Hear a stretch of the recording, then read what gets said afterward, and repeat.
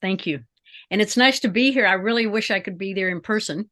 Though I've been in Asheville. It's a charming town. And let me emphasize again the importance of the independent bookseller.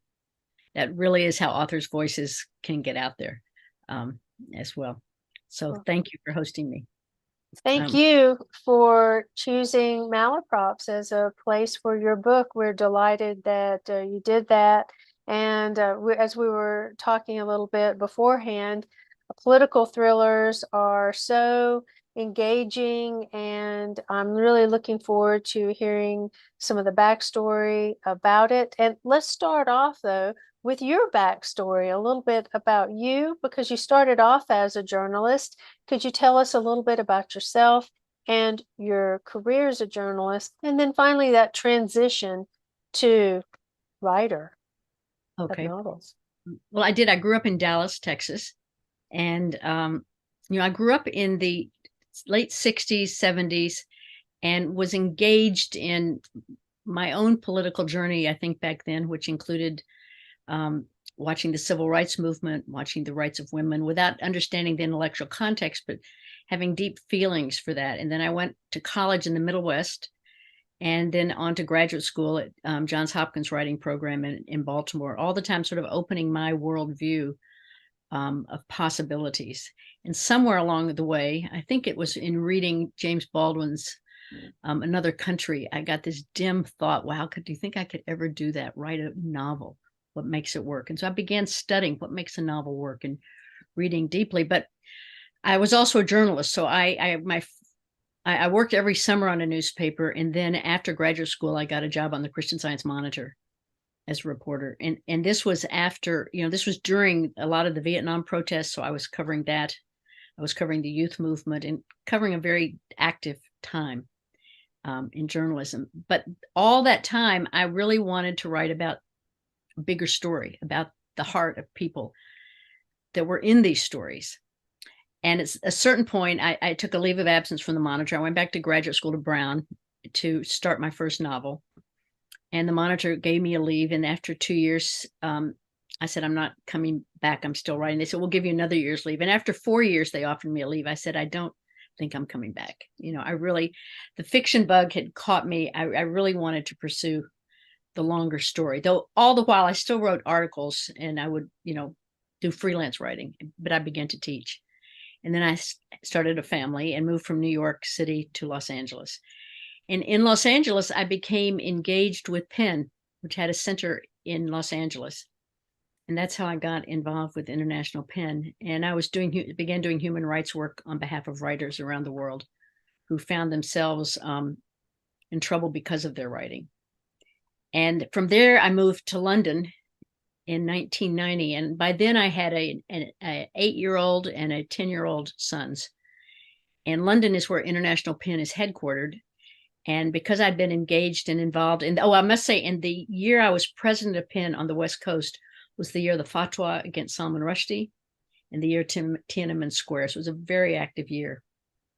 So when I went to London, I was asked eventually to head up all their human rights work, which was as chair of the Writers in Prison Committee. And I began to learn about writers all over the world and began again opening up my worldview and understanding the world. So I was engaged with various non-governmental organizations like Penn. I was on the board of Human Rights Watch, of the International Crisis Group.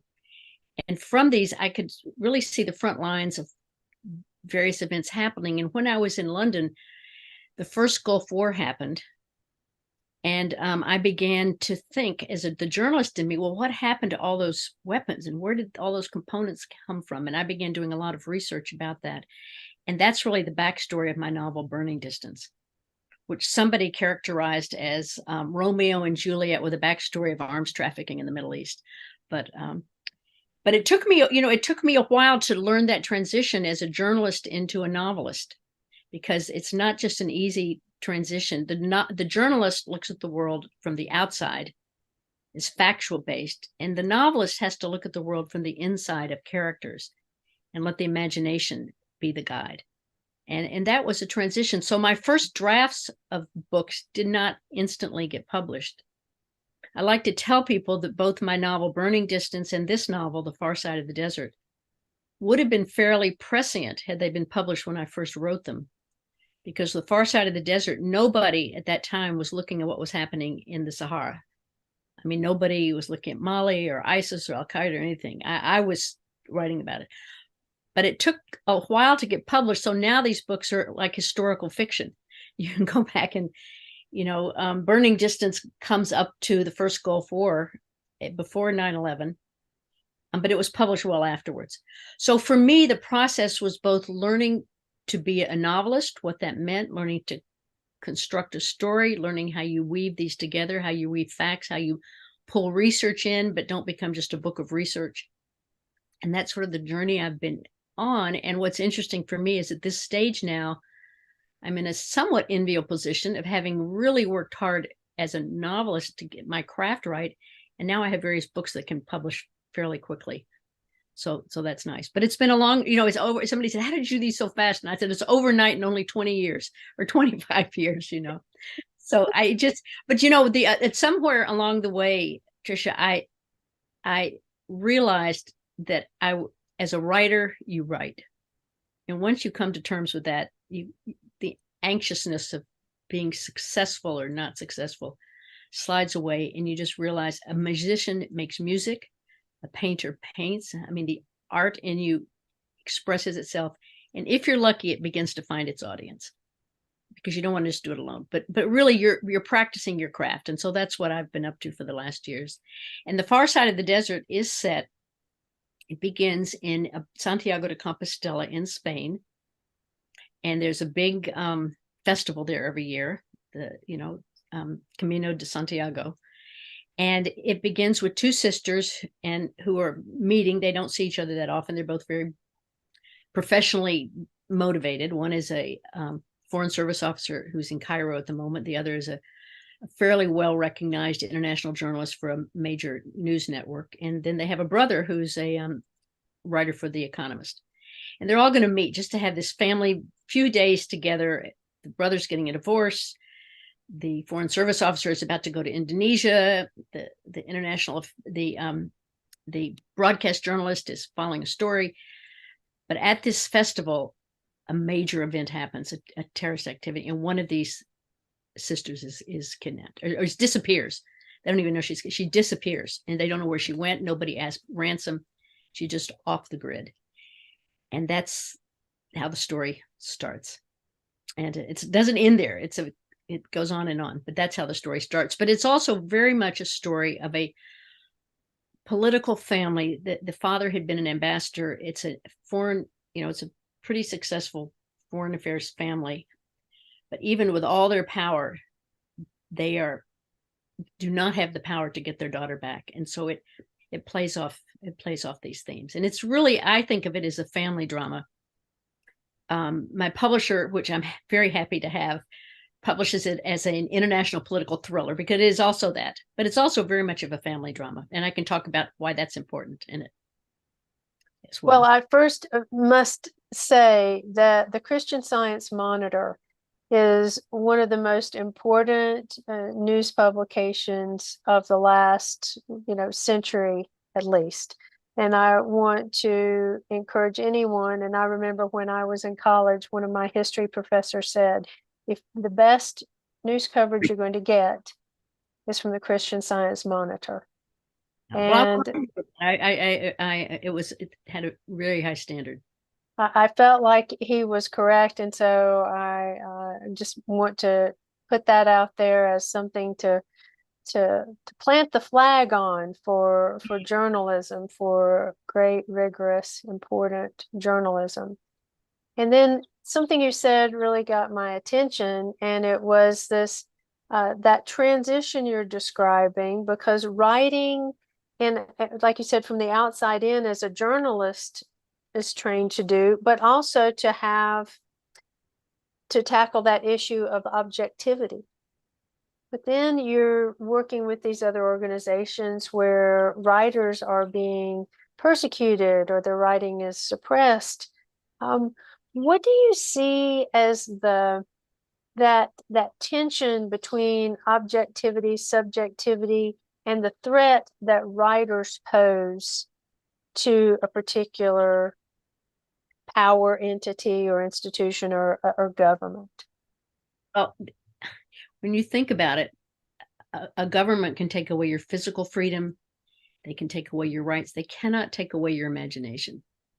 And the imagination is the enemy of tyranny, because it just can go on. And in The Far Side of the Desert, there is a small but important backstory for one of the characters whose brother has been killed in the Western Sahara. And I remember well, that still stays with me, the stories of those writers who were imprisoned in the Western Sahara in some of the worst conditions. And the stories of some of them, they said we would get a bar of soap once a month and we would write poetry on our trousers and then memorize each other's poetry. And when we get our hour out in the yard once a day, we would find little bits of charcoal and write poems and memorize each other's poems. And that kept us going. And then one statement I so remember is somebody said, "How did you survive this?" And he said, "We lived in Paris in our minds." And that's really, if you read the writings of people who have been in very stressful situations, it's where you can live in your mind. If you can stay there and really look at what is real in life and realize that's mental. And so the beginning seed of this book was in Santiago de Compostela. It was at a PEN International Congress that they have now once a year. And it happened to be we happened to have a surprise guest. And for the first and only time, and I've been to 30 years worth of congresses, we had metal detectors to go through, because the surprise guest was Salman Rushdie. And it was a few years after the fatwa. He'd made hardly any public appearances. And because I'd been elected to this office, I had dinner with Salman and a few others, a small dinner. And I began thinking, what must it be like to have all the props of your life just taken away from you? And for Salman, it meant, he had to be in hiding and he had guards. But there are lots of ways the props of your life are taken away. And how do you find what is real and who you are and what's in your mind and what keeps you going? And that was the seed of the idea. I didn't know quite where the book was going, but many novels will tell you they don't know the whole book when they start. They know a sentence or a character or a scene. And the characters begin leading you on that journey. In fact, one of the early chapters I wrote is maybe almost halfway through the book, and it's set in Georgetown at a party, talking about these characters who've been in Santiago de Compostela. And so you have these different scenes, and you have to figure out how to shape it into a book. But that was really the seed of it. What lasts? What's real? Who are you when everything, family, career, everything that seems important is taken away? And so that's one of the important themes that's in the book. When we were I kind of put two questions together there about objectivity of a journalist, subjectivity, creative license. Did you struggle with that in your transition away from journalism? It's like, it's for lack of a better metaphor, it's like I had this journalist on my shoulder, and every time I imagine something, she said, "But is that true? Do you know if that's true?" I had to learn to get the journalist off my shoulder. But the way I did that is I had always, with books, have very long lists called facts to check. And I know I will go back and check these facts, but leave me alone for the moment, because here's where the imagination and the characters are taking me. And then I will go and find out either that it's accurate or it's not accurate, but that's okay, because I understand what is accurate and it makes sense in the context. So in this book, especially because it took me in an odd place to be in this camp in the desert that was really a nexus of all kinds of, I don't know, rebels, both political rebels of ISIS. Well, ISIS wasn't around then, but, Al-Qaeda, ETA, coming together where drugs and arms were smuggled. I said, where's this coming from? But as I did more and more research, I actually found that a camp somewhat similar to what had been in my imagination actually had existed at the time. And leaders came to learn how to be despots in a way, and to get the arms they needed to trade the drugs, the whole thing. Because as the research went on, the instinct, which proved to be true because I met people who showed me what I needed to know, is in so many societies, there's this membrane of crime that underpins a lot of the terrorist organizations. and their societies, and it leads to corruption, and it really makes many societies sort of non-functioning because of the deep corruption within it. And a lot of the I don't know, a lot of the terrorism and other thing really has a deep underpinning of a criminal element. And as you dig down to see where that is, but the characters, that's an outside. When I like to think, when I'm writing, and I finally realized that what interests me as a writer, I sort of think of three circles of narrative. The outside is this context. In this case, it was the arms trafficking, the drugs trafficking, the financial manipulation, the human trafficking, and that was the outside context. And then within the second circle is sort of the community, and that's the community for these characters of the family, what they represent, their jobs, and then the most important inner circle are the characters. And in this case, usually I found three main characters, and they had a family around them. And what is their story? And if a novelist can do it well, all the themes in these three circles connect. They all connect, but the center story has to work. And so as a novelist, your deep thinking is what is motivating for this story, these two sisters. What's the tension they lived in? What's the family thing? How does it link, and how does it build outwards? Are you of the opinion? Oh, sorry, please go ahead. So that's the answer. The journalist is on my shoulder. I've learned to put her away and promise her she'll get her say. She'll get her say, but not yet. Let me give examples go. And because it's important that you have a factual context, but not now. I think that it's so interesting to hear about this character development, and there seems to be, at least in film and in television, a willingness now to have a show or the protagonist or the entire group to not be likable. That in fact, there's this sort of I'm not really rooting for anybody here. And I'm curious about your process for character development and how much nuance you think you need to have with a character, bad or negative traits, or are you of an opinion that there must be a character who the reader can say, oh, okay, I can root for that character? Well, I think for me, within a book, there needs to sort of be for lack of a moral pivot plate, a force. There's sort of a moral voice. It doesn't have to be the main character, but there's some moral voice within the narrative that either characters are bouncing off of or going to or whatever. And it's a stable place. So I agree with you. But you can't, all your characters, to do well, you have to see their humanity, even the worst guys. I mean, the hard part for me in this novel was coming to term with the character, the elder, because he's a pretty bad guy. But if you keep peeling back and you get back into a character and you see their childhood and you see what they had to go through, and you'll get back to that baby. I mean, that child, and you see how they build, and you get to see the humanity even in the bad guys.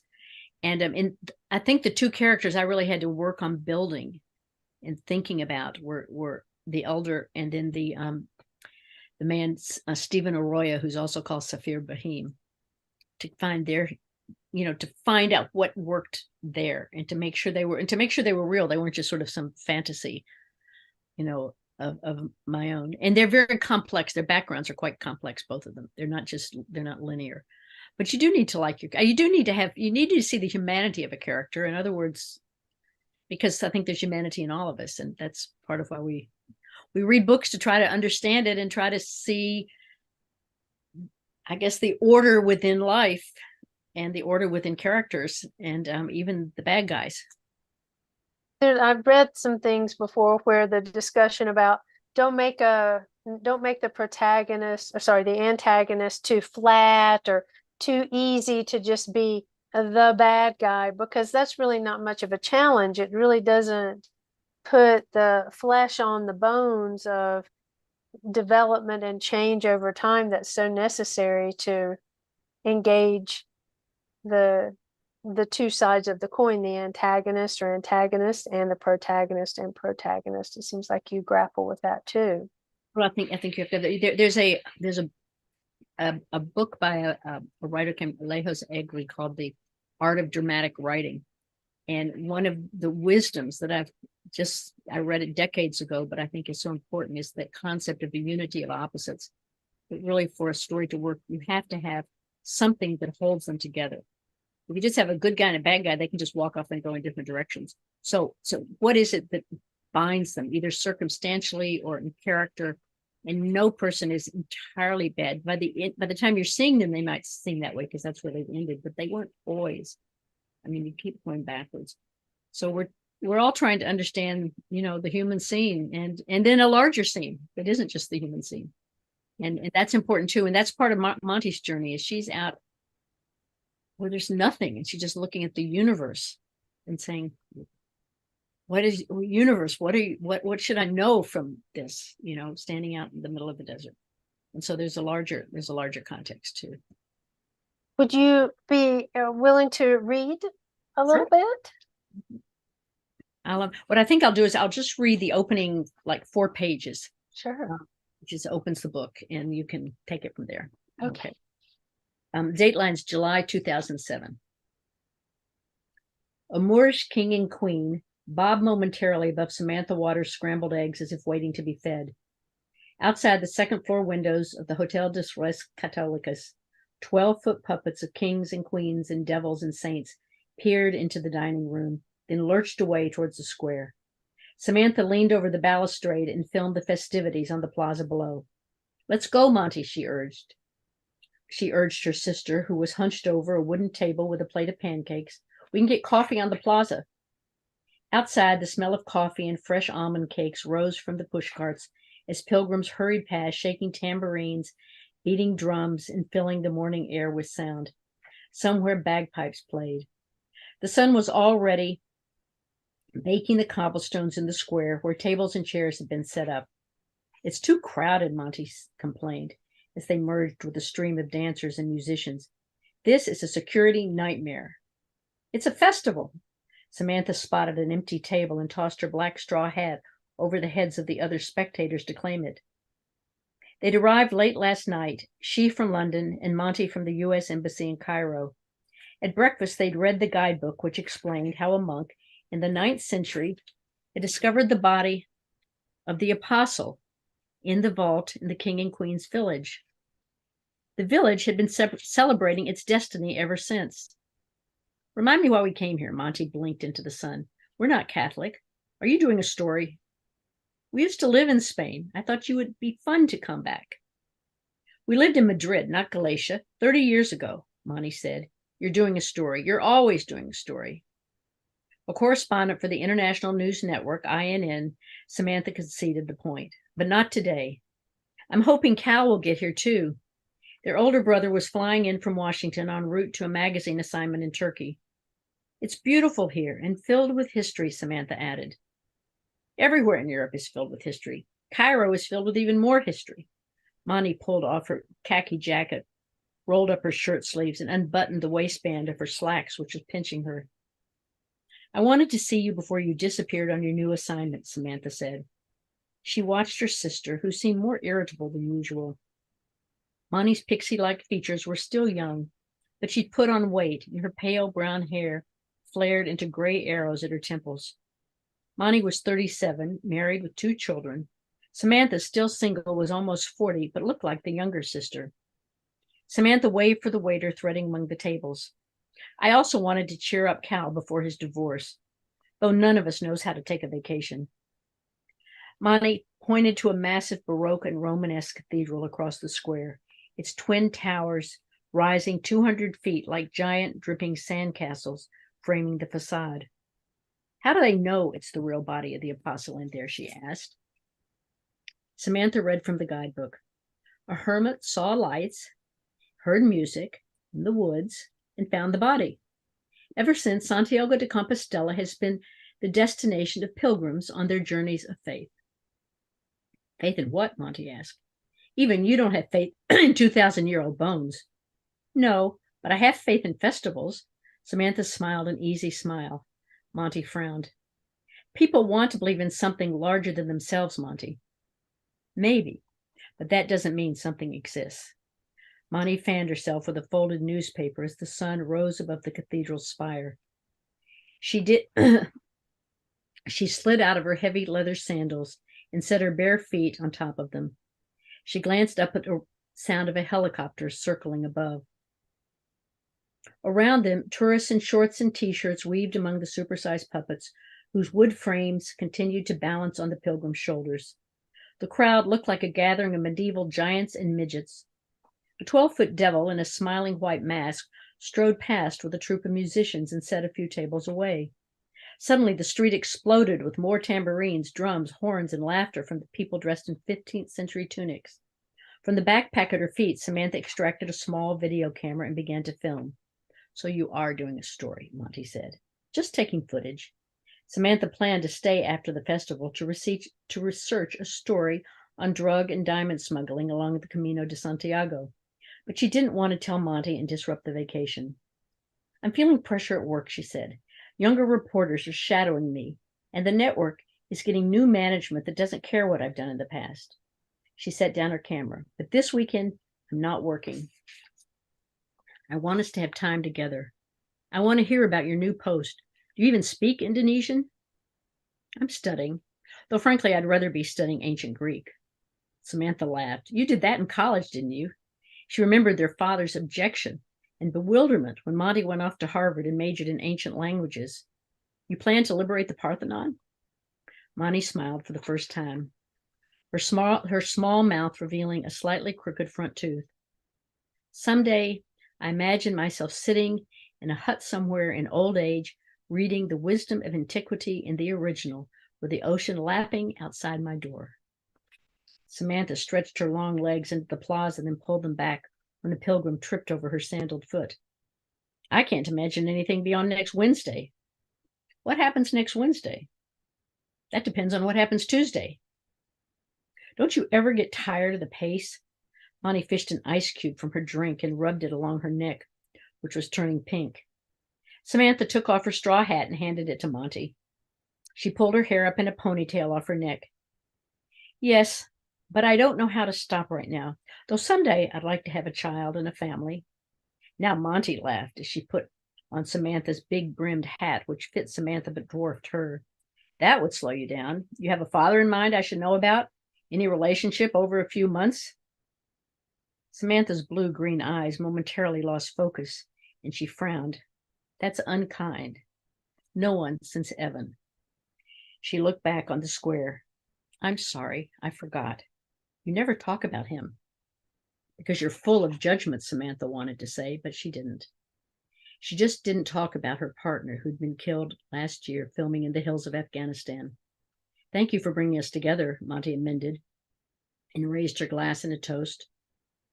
They sat watching the square in silence as a band with drums and tambourines started playing. 2 tables away, a man from the hotel with unruly gray hair sat down and tipped his cap to them. Samantha nodded. Monty didn't acknowledge him, but Samantha thought she saw him. Across the square, the devil put on his white mask and weaved towards them. So I'll leave it there. It goes on. Uh-oh. Something happens. Uh-oh. Something's about to happen. Something's about to kick off there, Joanne. Well, hopefully the reader will want to keep turning pages. That's really the sine qua non, to make you want to keep turning pages. So I hope people tell me that's what happens. They keep turning pages. So I hope that works. Well, that brings me to a question that selection from the beginning is such a good example of it. Pacing. How do you address it in your writing? Do you read aloud? Is it feedback? What do you do to kind of get that pace? Well, it's a good question, and it's not for me. It's not always in the first draft, and sometimes you don't see. For me, I don't always see the connective tissue, but I see certain scenes, so I'll write them and then begin to move them around to see which should come where. And often there's some chronological element to it, but it's not always, because you also have backstory you've got to weave in. And then you just listen. I mean, you just read and listen, and your instinct comes in. But most writers will tell you a lot of the writing is in rewriting. So you have draft after draft after draft. And the other important element is to trust yourself and not get too harsh on yourself in your first draft. Because if you it's not right, but you've got to write through it to see where it's going, and then you can come back and shape and reshape it.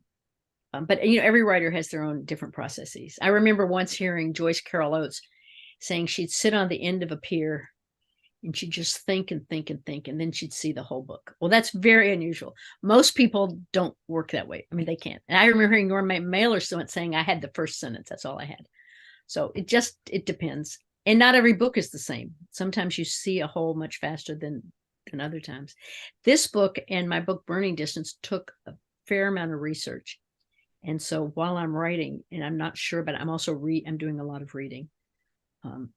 You're doing it simultaneously, writing and reading as you research? Oh, yeah, you do a lot of the reading, but it's just reading is what you want to be doing. You want to be writing. So I'm doing sort of sometimes both at the same time. I'm reading about arms trading, financial manipulation, money laundering, all of that, which is interesting, but that I want to be writing. And then I'm also just reading about what it's like to be in a desert. And then I have a fair number of books I read about being in captivity. Those who hostages, what was that experience like? To make sure I wasn't, that I was being, I won't say true to the experience, but you respect the terrible experience people went through, and I didn't want to be trivializing it. So I read a number of books by people who had been hostages for a while. Yeah. But so it sounds to me like you have developed your own process. Do you recognize a similar, let's say, template for getting the book done, or is it changing? Has it changed with each book and more experience? I'm better now.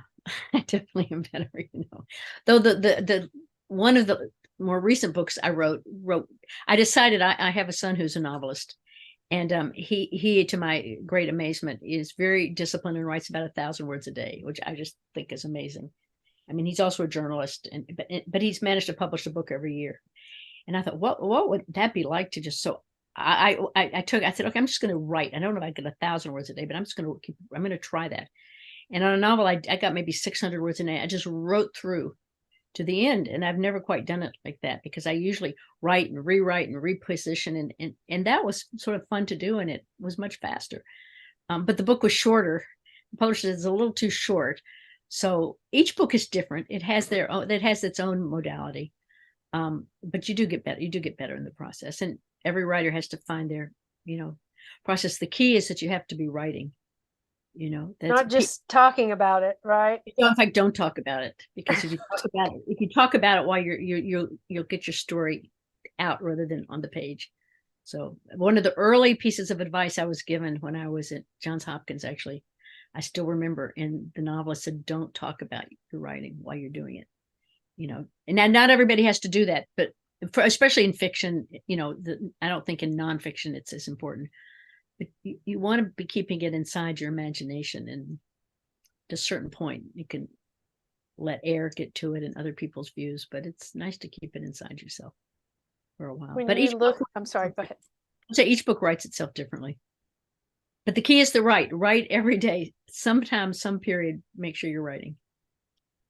Well, it was great to hear you mention your son's writing, and we're talking about Elliot Ackerman. And we were talking a little earlier, Joanne and I and Stephanie, about recognizing the creative in someone at an early age. But I didn't hear about you recognizing or someone seeing that in you. Who were your mentors? Did you have any? Was there someone who saw you as the creative person and said, fly, little bird, fly? Well, my mom, I can't quite remember, but probably early high school or junior high school, I know, had me taking journalism classes or writing or something. I was, the high school newspaper editor. I was the college newspaper editor. So I was interested in covering those things. And I think my mom sort of opened that for me and saw that for me. And it clicked, to be the creative, right, to be the novelist was like thinking I wanted to go to the moon. I didn't know any novelists. I mean, I didn't know how it happened. And I remember those moments of thinking, well, how did they do that? Where did, it wasn't in my environment that you could write novels or fiction. But I began to glimpse that possibility. And when I went to graduate school from a small college in the Midwest to Johns Hopkins writing program, which is a big major writing program, I was very intimidated. I remember that summer, I think, oh my gosh, they must have made a mistake. And I just read everything I could read. And I was young, I was only 21. And I arrived, and I'm probably one of the youngest in that seminar. And I was assigned the very first seminar paper. And this was the academic side of it. It wasn't the creative side of it. And it was a premise on William Styron's Confessions of Nat Turner. There was a big controversy because he was writing about the African-American experience. Did he do it well? Should he have done it? It was that kind of thing. And I did it. I did a good, I got an A+. And I said, okay, I'm not the best, but I'm okay. I'm okay. I'll figure out what to do. And so I can be here. I can be here. And it really it began opening up possibilities for me. And, and in college, everybody encouraged me. I mean, professors and everything, but still it was a small universe. So, you just have to get there. And essentially the drive within you and enjoying doing it, the pleasure of it, when young writers ask me, ask for advice. Some young person asked for advice, and read. Your mentors are on your shelf. Don't worry if you don't know them. They're the books on your shelf that are good. Read and study them. And then write every day. And then the third thing is love your talent. Don't demand of your talent to give you your sense of yourself, necessarily your income. Love your talent and find a way to live a life so you can express it and let it expand. And I think that goes for any art, because for an awful lot of artists, whether you're a musician or a painter or whatever your field of art, it's very rare, at least in the early days, that you're going to be able to make a living from it. And you may not even find an audience. It may be a while till you find an audience. But if you cherish it and love it, then you will find a way to let it expand and live a life that isn't bitter. So many times you hear of artists who are so bitter because they're not recognized, and that will just take away the joy of it. So enjoy it and let it blossom, and it will feed you back. But that's not why you do it. So that philosophy partly came from my mom, because she was very good on those things. Did she at one point want to be a writer herself? She wrote her own. She wrote in her field. She's not in fiction or anything, but she wrote as well. She was a woman of ideas, and so she wrote. But she always said, your children should jump off your shoulders. And so she always felt I had jumped off her shoulders. I certainly feel my son Elliot has jumped off my shoulders. Isn't it? So, you learn and you go forward. Well, when I'm thinking about The Far Side of the Desert, do you see it as almost a companion piece with Burning Distance, or are you writing the similar themes? Are you exploring them? Some people say even you can write several books, but they really are one story. I do think themes are linked, certainly. And I have another novel, and the themes are linked. And I have an earlier novel called The Dark Path to the River, and the themes are linked. And there's several commonalities, and I've looked back to realize in almost every piece of fiction I've written, somewhere there's a journalist. Might not be the main character, but somewhere there's a journalist within the story, which for me is sort of a touchstone. The person that's looking around saying, okay, but what's the real thing? What's the facts? And then also within almost everything is really a philosophical or spiritual question. What that deals with a universal theme of life that the characters are sorting out.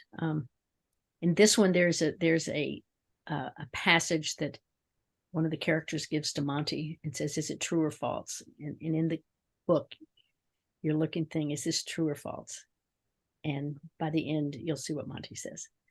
And in Burning Distance, the father, who is killed when the child is about 10, the father has given her some advice, and that's in the very opening chapter that takes you through the book.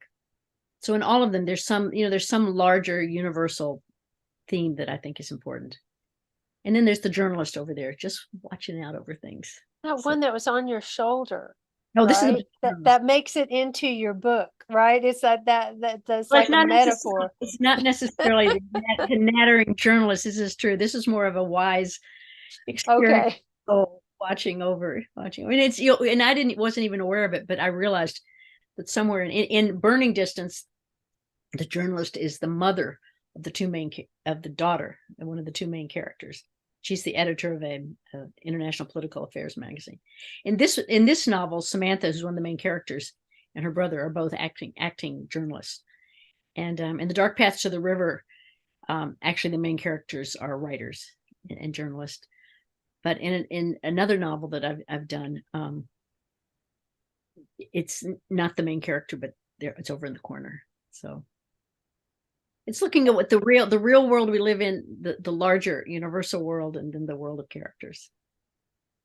Yeah, it seems like that so many journalists like yourself who have gone on to publish some other nonfiction works, and I think I mentioned before we got started Geraldine Brooks' 9 Parts of Desire, which is a book that I love so much. And there are journalists who go on like yourself to write fiction as well, and you can really see them and their craft, years of writing, years of getting feedback, years of being edited.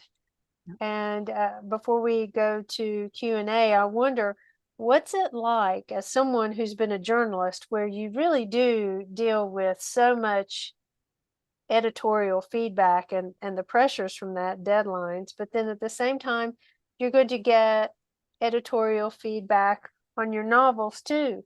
Are they similar? Is it different? What's your approach? I never. Some writers are very picky, just won't let anybody touch anything. I'm of the opposite. I'll let everybody tell me what they think, and then it will either resonate and I'll listen, or it won't resonate with me. But I'm happy to listen. But the one advice I've given before is listen to it all, but then you're the only one that can know if it's accurate, and you're the only one that knows the answer, because sometimes, at least in fiction, you'll be given both the critique and the solution. And sometimes the critique is worth listening to, but the person doesn't know the solution. And my one example is in my novel, The Dark Paths to the River. Early on, somebody said, I think you need to get rid of this character. And I went, that's one of the main characters. Why do I need to get? And they told me why. And I said, all right, I'll deal with that. But getting rid of that character was not the answer. So you as the writer will know the answer as to how to, help something if there's a soft spot or a weakness. Don't be afraid of criticism, but don't yield automatically to it. Just listen. The interesting thing, and so many writers, and I'm sure you've heard it from novelists, will tell you, your characters begin to talk to you. I mean, not actual talk to you, but the ideas and the development begins to come from your characters. Those voices in your head, they begin to help direct you. And so much of good writing is listening, just listening to the thoughts as they come. Because, so many, I'm not saying anything that many novelists won't repeat. It's the act of writing is also the act of listening. I'm seeing that dramatized on FX right now with the feud, Truman Capote versus the Swans. I don't know if you're watching that or if you've heard of that, but it's based on a nonfiction book by Lawrence Leamer called Capote's Women. And it's after he's published In Cold Blood, and he's trying to write. He's struggling, he's drinking too much, he's carousing too much, and he's trying to write this novel. And one of the things he's always doing is listening to conversations, and it really gets him in trouble when he publishes. I have several modalities how I write, but usually pre-COVID, I would just leave my house and I would go to a restaurant and I would just tuck myself away and write. And my perfect writing space would let me stay for breakfast and lunch. I could just literally spend 6 hours, as long as I wasn't taking up space they needed. And I would write. But what happens, especially in Washington, is people sit down near you, and sometimes astonishing conversations happen in restaurants. I don't know why people don't realize I'm only 8 feet away. I can hear what you're saying, but I mean, I've heard it. And so I'm on a yellow pen. I'll flip the pen. I'll start taking notes. I would never reveal it per se, but I will get great insights and dialogue and just thoughts, just the world around me, just by listening to stories that are going on. It's not why I do that. People say, what is your ideal writing environment? And I've often answered, in the middle of a newsroom where I can write fiction, because I'm used to a buzz of people around me. As long as they're not talking to me, I can really block them out, but it concentrates my mind. And I'm also sort of getting, the subconscious is sort of getting the world, I'm not away from things. It's happening around me. So, Right. so I have sympathy for Capote, but I would never take anybody's conversation I heard and put it down without their knowing it. But that's exactly what he did. He betrayed a lot of confidences too. But I might transfer it into a character, somewhere along the way they never recognize themselves. But he did something very Thomas Wolfian in the book Look Homeward, Angel. Or I'm sorry, maybe You Can Never Go Home Again, where he wrote the book. He grew up here in Asheville, and then wrote a book where it thinly veiled names of people that he just revealed all the dirty laundry, and people got so angry here in Asheville, the book was banned from the public libraries. Oh, really? Because people recognize themselves. This was Thomas Wolfe in. Yes. Okay. Yes. Yeah. And so Truman Capote did the same thing in an article that he published in Esquire. That was a sort of a first draft. It was called La Côte Basque. Mm-hmm. And it was just a set of revelations about conversations he'd had with William Paley's wife, Babe, and Jackie Onassis, her sister, Lee Radziwill. He just put it all out there. Oh my goodness. It was that wouldn't even tempt me, because I have just much more faith in what the imagination will tell me. I mean, it might be a basis to understand things, but I don't need to come into other people's lives and steal little pieces of their life, because that's more like journalism or People magazine or something. That's not as interesting to me. That became the posthumous book, Answered Prayers. Mm-hmm. Okay. And so I've got a question here for you from Sally. And Sally says that, first of all, statement, loved the book. It's definitely a page turner, aka a book binge. Oh, so okay. So that's the preamble to the questions. How do you structure a thriller? How is it different, or is it different from writing other novels? That's a good question. I will have to make a confession that I never set out to write a thriller. And in fact, the early publication was hard, because publishers would say, what is this, a thriller, or is it a family story? Is it a love story? What is it? I said, it's a novel. It's a novel. Can it be all of it? Fortunately, I found a publisher that was happy to say, put it in a category. And they said, I said, fine. If you will publish it, that's fine. So it is a thriller, but it's not only a thriller. And I think the context for me, when I have reread it, is it's really the family story is as important as the thriller element of the story, because in a sense that the way the family evolves is the answer to the problems that the thriller has posed.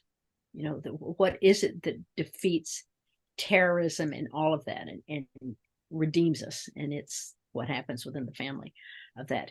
Structuring it, they're actually, because these last two books have been published as international political thrillers, and I had not read widely in that category other than Le Carré. I mean, I really hadn't read and studied that category. I have since done that and said, oh, that's how you're supposed to structure a thriller. But I didn't start with that as a premise or a template, because there are conventions that are attached to that category. So the fact that I might have hit some of those, I'm very happy about. But I think I was driven by the family story. The thriller was around it. What is the what are some of the conventions that you may have used that you now know about that are a part of the thriller? Well, I mean, often you're going one way and it turns and it's going to go another way. And so I think that's one of them. There are lots of twists and turns in the thriller. There's a revelation, and sometimes, and not on all thrillers, you think is the bad guy actually really isn't the bad guy. It's over here. They've made you look this direction and look for the stories in this direction. So there may not just be one convention, but those are some of them. For me, that happened just because that was the nature of writing. In one book that isn't yet published, I remember there's a scene, and I when I write, I try to leave the end of the day sort of with a little bit of a cliffhanger, even for me, to what happens in the next day. So in one scene, I was coming into it, and there was somebody behind the door, and I knew it would be one of two characters coming into the major scene, and another character came in. I went, "Oh my gosh, it was that person!" Of course, it was. I didn't realize. I mean, hadn't actually realized it. So that sort of thriller element, that something was happening off stage that I hadn't seen. And as soon as I saw it, I realized I had built in all the clues, but even I hadn't quite seen them.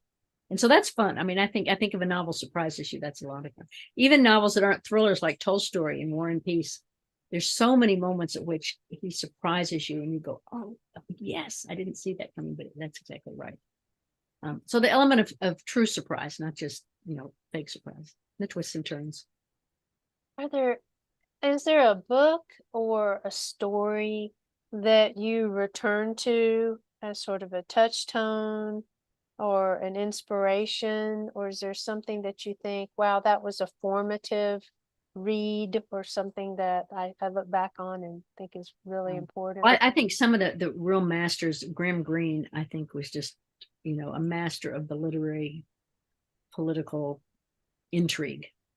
And of his novels, I go back to The Comedians, which I read I mean, if it's set in Haiti, I mean, it's so prescient of today. I mean, it's just such a masterful work. I mean, The Quiet American is such a masterful literary political intrigue. So I think Graham Greene is quite good. I was recently asked to create a book category. I could create any category I wanted that sort of reflected my book, and I could name it, and then I had to pick 5 recommended novels within it. So it's best books and best books foot. So mine was best books that include international political intrigue. I can't think romance, and it's a third category, romance and something else. And so within that category, I selected Barbara Kingsolver's Poisonwood Bible. Because I knew Barbara when she went to do research on that. I knew her in London, and she left some of her goods at my house in London while she went off to research it. So it had special meaning to me. And I was actually in an airplane reading the climax as the pilot said we were flying over where the blue and the white Nile meet. As I was finishing Poisonwood Bible. I think it's a beautiful book, and it does what a great novel does, is it take a complex political story and have you see it through the eyes of the characters and the human brain. That's good. I included Chinua Achebe's Things Fall Apart because that that does it in a whole nother setting. I include Philip Caputo's Acts of Faith. This is a beautiful book with characters in all the political intrigue and the difficulty at that time in Sudan. You get through his characters, including the pilot who has to fly the aid workers. A novel by Jennifer Clement, who's an American who grew up in Mexico, and she wrote a book called Prayers for the Stolen, about young girls who had to be buried because the drug cartels would come, and in very shallow graves, their mothers would blacken their teeth and cut their hair short and bury them because they lived on the edge of the drug cartels who would come and just take the girls away. Prayers for the Stolen. So it takes a complex political issue and it tells it through character. And then finally, Graham Greene's The Comedians. But there's so many. I had a very long list. It was hard to cut it to 5. Right. Mother Country is good, and I have a list. Well, so you said that you have some books.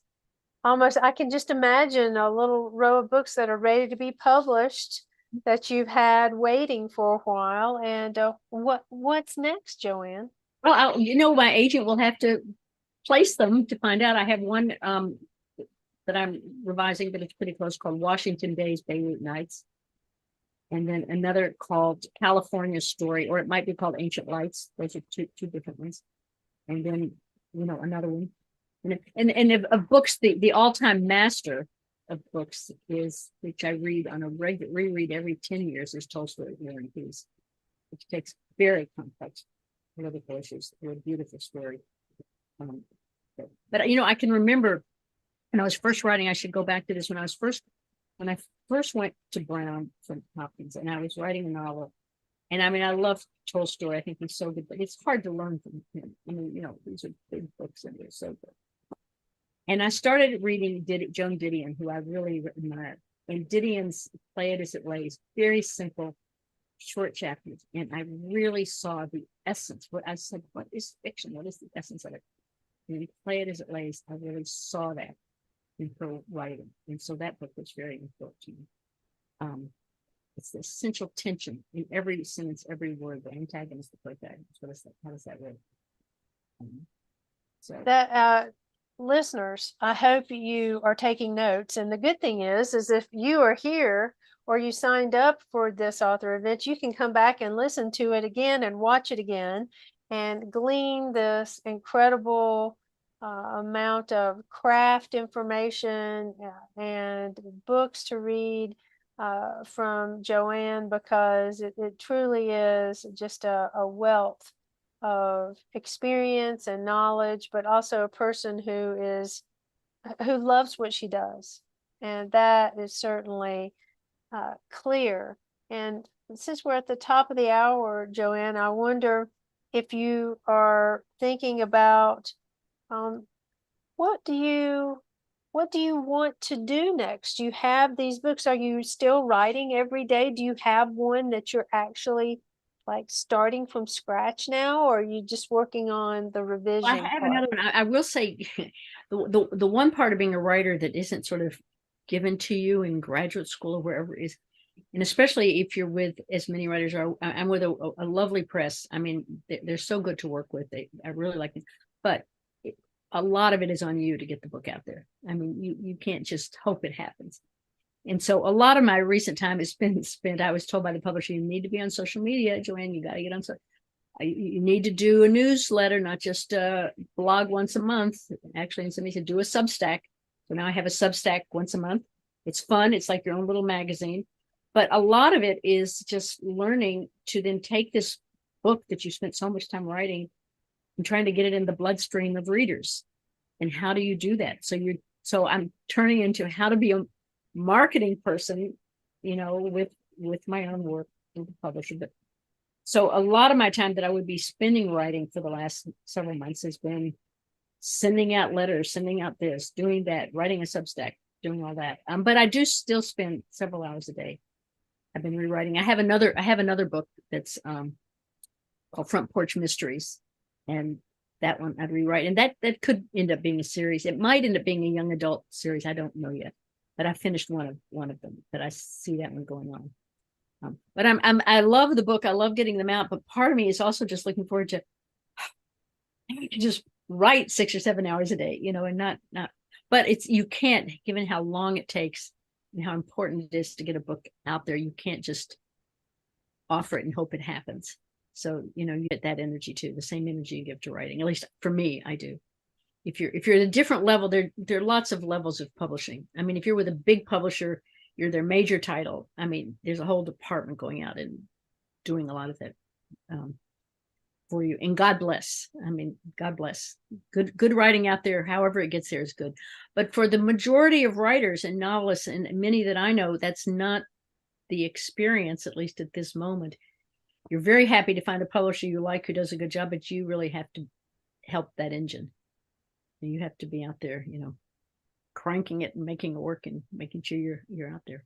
And Substack is fantastic. I just, Joyce Carol Oates is on there, and George Saunders, and they have really taken that platform and turned it into something unique. I've enjoyed it. I mean, it was recommended to me, and mine is called On the Yellow Brick Road, and it only comes out once a month, and it includes, the book news for my books, and then I also have an essay on a writer at risk somewhere in the world. This month has been on a writer in China. I mean, really interesting cases of a writer in China, and usually, you know, work you can do to help. You don't always have tasks you can do, but sometimes there are letters to write or things to do.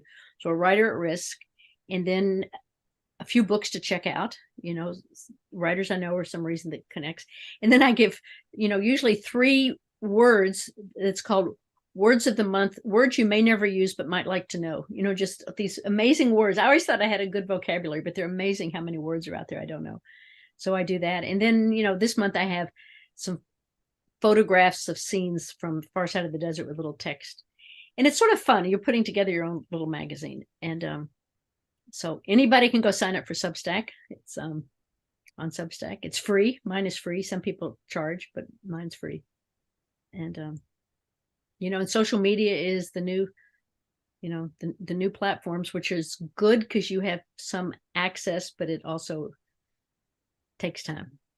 Right. And I'm a big fan of the podcast. I am always consuming podcast and interested in what's going on in politics, news.